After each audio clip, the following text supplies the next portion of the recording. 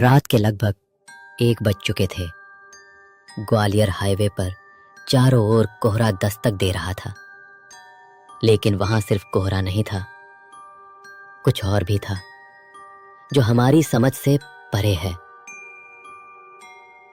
देर रात मैं अपने काम से घर लौट रहा था।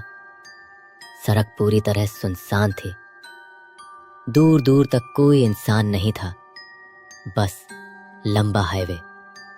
मेरा घर बहुत दूर था, ठंड भी बहुत बढ़ती जा रही थी। तभी कुछ दूर जाने के बाद मुझे एक घर दिखाई दिया, बाहर से दिखने में बिल्कुल नॉर्मल। उस घर के बाहर एक बूढ़ी औरत खड़ी थी। उसने हाथ दिखाकर मुझे रोका। मैंने बाइक रोकी। उसने मुझसे कहा, इतनी रात में इस रास्ते से सफर करना खतरे से खाली नहीं है। मुझे उसकी आवाज कुछ अजीब सी लगी। उसने मुझसे कहा, इस रास्ते पर जो एक बार गया वो कभी घर नहीं पहुंचा। मुझे थोड़ी बेचैनी हुई। फिर उसने कहा, तुम एक काम करो, आज रात यहीं रुक जाओ। अब वैसे भी मैं मेरे घर में अकेली रहती हूं। मैंने उसकी बात मान ली। तुम जाओ अंदर आराम करो, मैं अभी आती हूं, उसने कहा।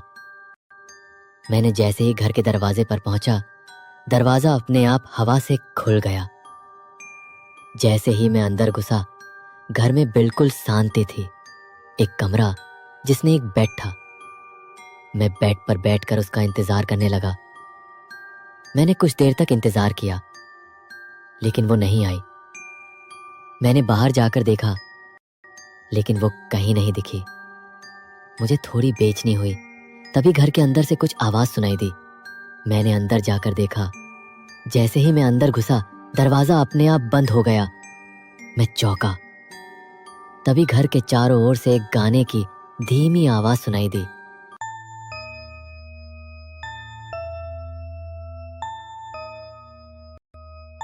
और मुझे लगा कोई तो मुझे देख रहा है। तभी पीछे से एक आवाज आई, हंसने की। जब मैंने पीछे पलट कर देखा, एक लड़की खड़ी थी। मुझे थोड़ी राहत मिली। मैंने उससे पूछा, जो बूढ़ी औरत यहाँ रहती है वो कहाँ है, और ये गाने कौन बजा रहा था? तभी उसने कहा, गाने कोई नहीं बजा रहा था, और वो औरत तो मेरे लिए काम करती है, शिकार लाने का, और आज का शिकार तुम हो।